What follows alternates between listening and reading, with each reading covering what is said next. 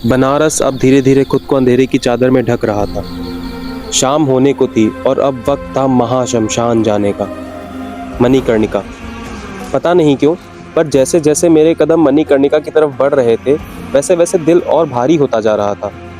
हवा अजीब सी लगने लगी थी, जैसे उसमें सिर्फ धुआं नहीं, हजारों अधूरी कहानियां घुली हों। मन में कई सवाल लेकर मैं बस चलता जा रहा था। सच कहूँ, बहुत इच्छा नहीं थी मेरी वहां जाने की, पर अंदर से एक आवाज बार बार कह रही थी, करण जीवन के सत्य से और कितना भागेगा। और फिर सामने बस चिता ही चिता, आग की लपटें, रोते हुए लोग, राम नाम सत्य है की गूंज।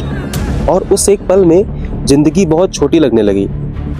उस जगह का वातावरण देखकर बिल्कुल हेजिटेशन नहीं हुई ये मानने में कि यहाँ हजारों सालों से कभी चिता की अग्नि बुझी ही नहीं।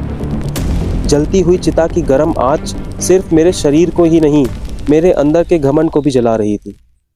मैं बिल्कुल निशब्द हो गया था, शायद इसीलिए क्योंकि जितने भी सवाल लेकर मैं वहां गया था वो असल में एग्जिस्ट ही नहीं करते। जब अंत में आना यही है तो फिर क्यों हम इतना भागते हैं? इतने सवाल, इतनी टेंशन, इतना मोह, क्यों ना एक बार खुलकर जी लिया जाए, ताकि जब कभी अंतिम बार यहाँ आए तो जिंदगी से कोई गिला शिकवा ना हो। अब मेरे मन में कोई सवाल नहीं बचे, बस एक चाह है इस जीवन को अपनी तरह से जीने की और इस सवाल जवाब के चक्रव्यूह से ऊपर उठ जाने की। शायद इसी का नाम मोक्ष है।